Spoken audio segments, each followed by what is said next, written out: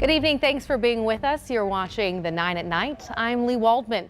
A former Border Patrol agent will spend the rest of his life in prison now that a Bexar County jury has convicted him of capital murder. It took jurors nearly 5 hours to decide Juan David Ortiz was guilty of killing 4 women. Their bodies were found in Webb County back in 2018. A judge granted a request for a change of venue to Bexar County. Ortiz will not be eligible for parole. Several members of the victims' families spoke immediately after this verdict. Hear what they had to say tonight on the Nightbeat. Tonight we hear from a San Antonio mother after her 13-year-old son was shot in the face. Now a 22-year-old is charged in connection with the shooting on November 13th in the 800 block of Rayburn Drive.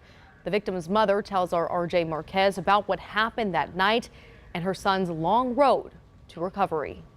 My son's perfectly healthy, and now I'm having to worry if he's gonna have trouble later on or if he's gonna fully recover. Jackie Mendez Perez's son, Elicias, has been in the hospital fighting for his life after he was shot under his right eye by a man who he thought was his friend. He starts crying and saying, "Why do I have to go through this? And I didn't do nothing to him. I was always nice to him." Elicias suffered several injuries and continues to lose blood. He also has not been able to swallow or eat. He may stay blind from one side. There's no telling still. He still has a lot of blood in the back of his eyes. An arrest affidavit shows the man charged in the shooting is 22-year-old Damien Cantu. Investigators say Cantu pointed a gun in Elicias' direction multiple times that night and kept unloading and loading the weapon. A witness told police that Cantu later fired the gun and ran from the scene. He says that he was just sitting drinking a soda looking at TV, and he was in front of him sitting down. Records show that Cantu is charged with aggravated assault with a deadly weapon. Mendez Perez says that she's taken some comfort in knowing Cantu is off the streets for now, but just wants her son to get his life back. You messed up my son's life. He was a perfectly healthy kid. He's always helpful with everybody. We just have to keep strong. It's been hard for all of us, my husband, my kids, and we just been going through so much. RJ Marquez, KSAT 12 News. No prison time for the grandmother who pleaded guilty to hiding the whereabouts of her missing grandson. If you remember, 8-month-old King J. Davila was killed back in 2019. His grandmother, Beatriz Sampaio, reached a plea deal. She's convicted of tampering with evidence in the case. As punishment, she got 10 years probation, has to make a $1,000 donation to Child Safe, and pay a $1,500 fine. Sampaio's family claimed she was the mastermind behind the plot to hide the little boy's death with a fake kidnapping. King J was found after his father directed police to a field where his body was discovered hidden in a backpack. Metro Health is investigating a confirmed case of tuberculosis at Brandeis High School that has links to Clark High School. Metro Health officials say the person with TB will remain off campus until they're no longer infectious.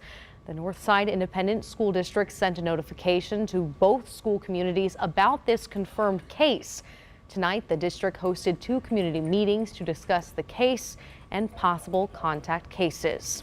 San Antonio police say speed played a role in an overnight motorcycle crash on I-35. It happened after 3 a.m. on the highway near Stonewall.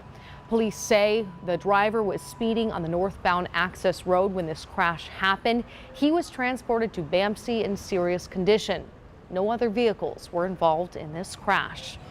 A tip led investigators to the owner of a Google account with dozens of videos of children being sexually assaulted. And now 37-year-old Jonathan Nicholas is charged with 5 counts of possession of child pornography. The investigation into the Google account started back in March of last year after someone gave a tip to the National Center for Missing and Exploited Children's cyber tip line. That's where investigators in Texas found the account named Honey Badger, which had videos of abused children. The Texas Attorney General led this investigation, linking the account to Nicholas. The trial of a man accused of killing a Bexar County Sheriff's officer's canine at the end of a 3-county chase in 2019 is underway. Matthew Morales is charged with evading arrest and interfering with a police service animal, along with 8 counts of aggravated assault against a public servant. Garrett Berger was there for the opening arguments. In January 2019, on Loop 1604, prosecutors say Matthew Morales stood with a gun in hand, pointing it at deputies, a police helicopter, and himself.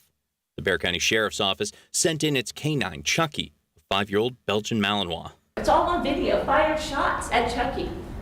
as he's coming to disarm the defendant. Chucky was hit with one fatal shot.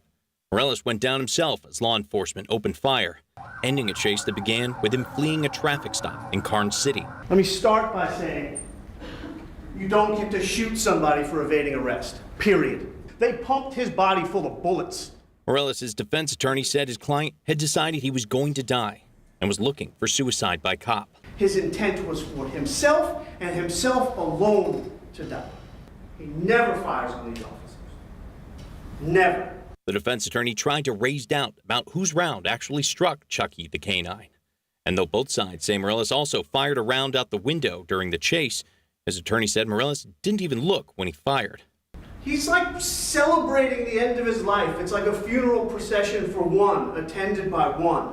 In the final 12-minute and 20-second standoff, prosecutors say law enforcement fired after Morales did, and that a BCSO deputy had tried to talk him down. We don't want to hurt you. We can work through this. And what's this man saying? You can kill me. They didn't end up killing Morales, but they have charged him. Garrett Berger, KSAT 12 News.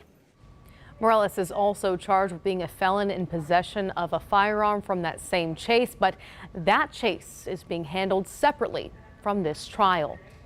San Antonio firefighters put out a fire at a tool yard on the northeast side. The fire was called in around 1 at the Northeast Service Center in the 10,400 block of Tool Yard Street. That's near Wurzbach Parkway and Hero Stadium. The flames went through a shed at an old quarry. Once power was cut, crews knocked out the flames. No one was hurt. Now that we're inching closer towards the weekend, we want to make sure that you're ready to wrap up your work week. Meteorologist Mia Montgomery has your forecast. Warmer than average temperatures continue from start to finish as we head into our Thursday. We'll start off in the mid to upper 60s early Thursday morning. And like the past several mornings, some areas of drizzle as well as some patchy fog will be possible, some of which could be dense in spots. So you will want to plan on giving yourself a little bit of extra time out the door. Also, like what we saw earlier today, that morning cloud cover does look to break up a bit as we head into our Thursday afternoon. A few more peaks of sunshine helping those temperatures climb into the upper 70s and low 80s in and around the San Antonio area throughout the second half of the day, around 81 officially here in town. As we look ahead to the upcoming weekend, really we're going to copy and paste those spring-like conditions with more daily chances for morning fog and drizzle into the beginning of next week as well. An isolated chance for a stray shower or a storm not completely out of the question Saturday into Sunday. Then we'll look ahead to the beginning to middle portions of next week for maybe our next cold front to arrive and could help those temperatures bump down closer to where we should be for this time of year. So it may feel like spring out there right now, but that's going to change. That's why one group spent the day giving blankets to seniors. The giveaway happened at St. Margaret Mary Catholic Church on Fair Avenue. Seniors, they got 300 blankets. Event organizers said they'll help the seniors stay warm and healthy on those chilly days. Plus, it's a great way to give back to their community. It's just important for us here for Gonzaba Medical Group, to treat our seniors like family, like we do everyone else. We care about them, so that's why we're out here, rain or shine, giving away what's needed. By the way, this same group gives out fans to seniors during the summertime, so they take care of them year-round. Now let's talk about power. CPS Energy needs your help deciding what to do for the future when it comes to keeping the lights on throughout San Antonio.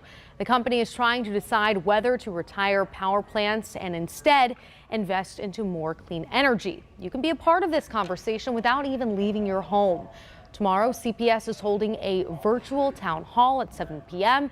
and you're invited. We have a link to register on KSAT.com.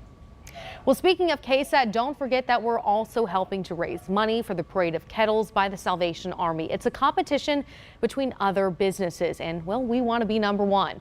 No matter how big or small, every donation helps, and you can donate. Just head to KSAT.com and look for the story or scan that QR code you see on your screen. We're out of time for now. Thanks for keeping us company. The 9 at Night returns tomorrow. We'll see you then.